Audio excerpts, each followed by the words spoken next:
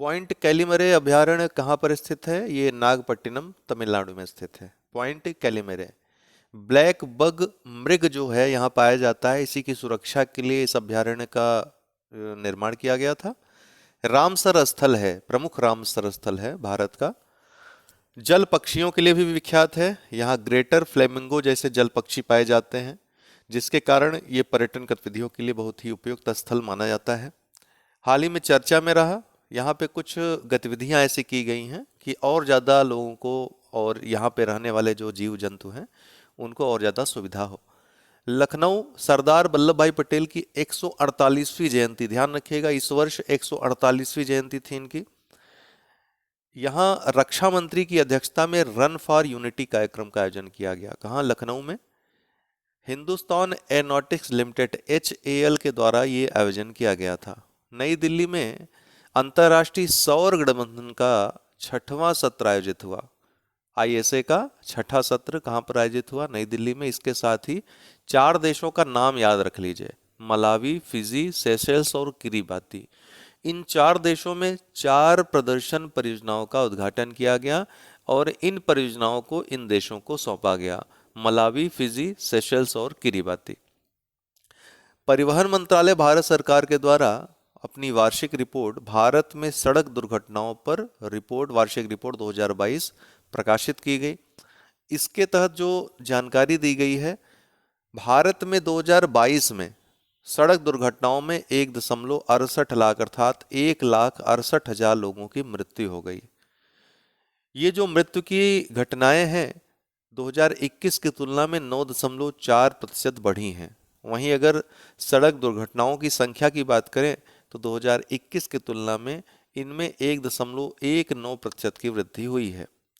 श्रीनगर, जम्मू कश्मीर के श्रीनगर में 67वां राष्ट्रीय स्कूल खेल शुरू हुआ। आपको बता दें कि इस समय 37वें राष्ट्रीय खेल गोवा में आयोजित हो रहे हैं, गोवा में चल रहे हैं।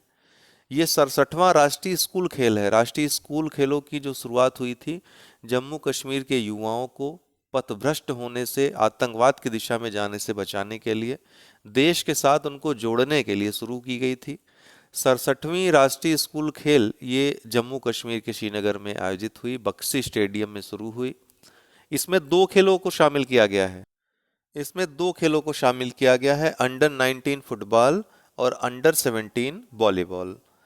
टोक्यो, जापान की राजधानी टोक्यो में तीसरे तटरक्षक वैश्विक शिखर सम्मेलन का आयोजन हुआ। भारत के तटरक्षक बल के प्रमुख राकेश पाल हैं, इन्होंने इसमें भाग लिया। कहां पर? जापान के टोक्यो में। हाल ही में किस अरब देश में या किस मुस्लिम कंट्री में भव्य रामलीला प्रदर्शन का आयोजन हुआ? तो दुबई में हुआ, संयुक्त अरब अमीरात के दुबई शहर में। बैलन डियोर पुरस्कार, जिसको फुटबॉल की श्रेणी में अगर देखा जाए सबसे महत्वपूर्ण पुरस्कार माना जाता है, पुरुष वर्ग में लियोनल मेसी को अर्जेंटीना के खिलाड़ी हैं। रिकॉर्ड 8वीं बार ये पुरस्कार मिला।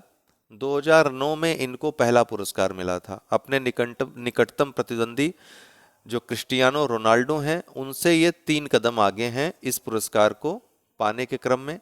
महिला श्रेणी में ये पुरस्कार एटाना बोनमती को, स्पेन की महिला खिलाड़ी हैं, इनको मिला।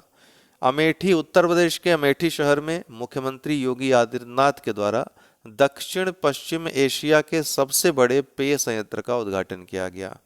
दक्षिण पश्चिम एशिया के सबसे बड़े पेय संयंत्र का उद्घाटन। ये जो पेय संयंत्र है लधानी समूह के द्वारा निर्मित किया गया है। UST एक महत्वपूर्ण कंपनी है, डिजिटल क्षेत्र में कार्य करने वाली अग्रणी डिजिटल कंपनी है।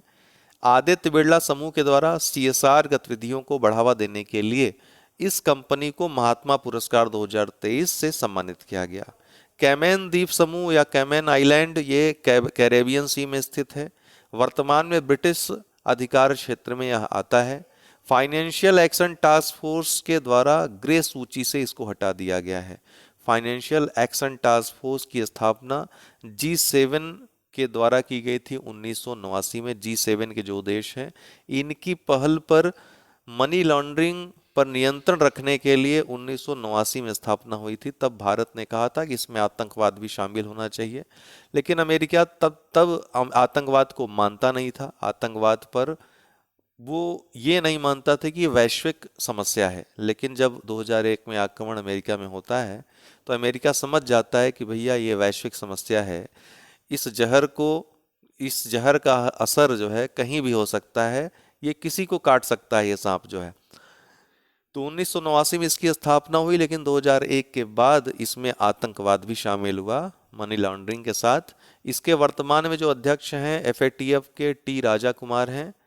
एफएटीएफ के कुल 38 सदस्य हैं जिसमें भारत भी शामिल है। इसका हेडक्वार्टर फ्रांस की राजधानी पेरिस में है। दीनानाथ राजपूत द्वितीय रोहिणी नैयर पुरस्कार इनको प्रदान किया गया। महिला सशक्तिकरण के क्षेत्र में इन्होंने काफी काम किया है। विहान ताल्या बेंगलुरु के 10 वर्षीय अद्भुत बालक हैं भाई। फोटोग्राफी का ऑस्कर इन्होंने जीत लिया। फोटोग्राफी का ऑस्कर कहे जाने वाले wild life photographer of the year का पुरस्कार इन्होंने जीता है। इतनी कम उम्र में बड़ी उपलब्धि है। प्राकृतिक इतिहास संग्रहालय लंदन के द्वारा यह प्रतियोगिता आयोजित की गई थी। हाल ही में किस राज्य के राजभवन स्थित सिंहासन कक्ष का नाम सरदार वल्लभ भाई पटेल एकता कक्ष कर दिया गया है? तो पश्चिम बंगाल में। चांगवान दक्षिण कोरिया का शहर है जहां पर 15वें एशियाई शूटिंग चैंपियनशिप आयोजित हो रहे हैं। यहाँ पर ऐश्वर्य प्रताप सिंह तोमर जो भारतीय शूटर हैं, इन्होंने स्वर्ण पदक जीता है। कहाँ पर वर्ल्ड फूड इंडिया 2023 का उद्घाटन प्रधानमंत्री मोदी के द्वारा किया गया? तो नई दिल्ली में। त्रिंकोमाली श्रीलंका का शहर है। पूछेगा कि कहाँ पर हाल ही में वित्त मंत्री निर्मला सीतारमण के द्वारा स्टेट बैंक ऑफ इंडिया की शाखा का उद्घाटन किया गया? त्रिंकोमाली श्रीलंका में। कर्नाटक की राजधानी बेंगलुरु में रक्षा मंत्री के द्वारा इंडिया मैन्युफैक्चरिंग शो का उद्घाटन किया गया। कहाँ पर? बेंगलुरु कर्नाटक में। नंदिनी दास ये भारतीय मूल की लेखिका हैं। इनकी पुस्तक Courting India, England, Mughal India and the origins of empire, Bharat के इतिहास में मुगलों का ब्रिटिशों का क्या प्रभाव रहा है, इसको बताती हुई ये पुस्तक है।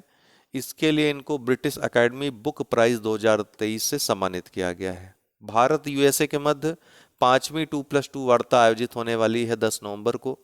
आपको बता दें कि पहली जो 2+2 वार्ता हुई थी, 2+2 का मतलब होता है कि दो मंत्रालय जब एक साथ एक मंच पर आते हैं दो देशों के, तो 2+2 वार्ता कही जाती है। तो पहली 2+2 वार्ता भारत की अमेरिका के साथ ही हुई थी डोनाल्ड ट्रंप के समय 2018 में, जिसमें भारत के रक्षा मंत्री, विदेश मंत्री और यूएसए के रक्षा मंत्री, विदेश मंत्री भाग लेते हैं। इसके बाद भारत ने रूस, जापान और ऑस्ट्रेलिया के साथ और अभी कुछ दिन पहले यूके के साथ भी 2+2 वार्ता की है। लेकिन यूके के साथ जो 2+2 वार्ता रही वो मंत्री स्तरीय न होकर अधिकारी स्तर पे हुआ, लेकिन वार्ता तो 2+2 रही। तो पूछा जा सकता है।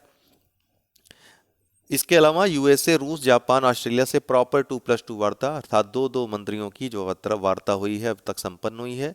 ये भारत अमेरिका के मध्य 5वीं 2+2 वार्ता है, जिसमें भारत के रक्षा मंत्री राजनाथ सिंह, विदेश मंत्री एस जयशंकर और इनके क्रमशः समकक्ष जो है रक्षा मंत्री लॉयड ऑस्टिन अमेरिका के और अमेरिका के विदेश मंत्री एंटनी ब्लिंकन भाग लेंगे।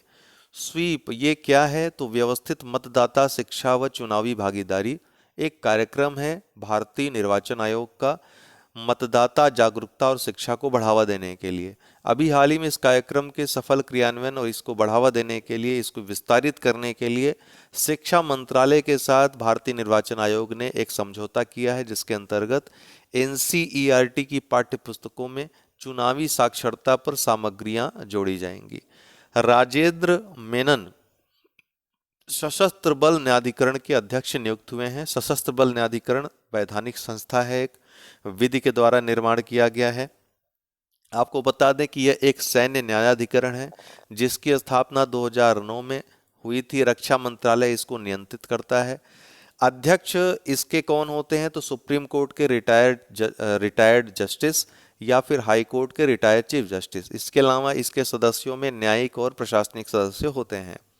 रितिका हुड्डा अंडर-23 महिला कुश्ती विश्व चैंपियनशिप जो कि अल्बानिया में आयोजित हो रहा है, इसको जीतने वाली, चैंपियन बनने वाली पहली भारतीय महिला बन गई हैं। पहली भारतीय महिला इसलिए क्योंकि अमन सहरावत पिछले वर्ष अंडर-23 चैंपियन बनने वाले पहले भारतीय हो गए हैं। तो पहली भारतीय महिला और दूसरी भारतीय कौन बन गई हैं? रितिका हुड्डा। 76 केजी वर्ग में फाइनल में इन्होंने अमेरिका की पूर्व अंडर-20 विश्व चैंपियन कैनेडी ब्लेड्स को हराया है। कोस्टा सेरेना क्या है? तो केंद्रीय मंत्री सर्बानंद सोनोवाल ने हाल ही में मुंबई में, कहाँ पे? मुंबई में देश के पहले अंतर्राष्ट्रीय क्रूज लाइनर का शुभारंभ किया, जिसका की नाम कोस्टा सेरेना है। आज के लिए इतना ही। बहुत बहुत धन्यवाद।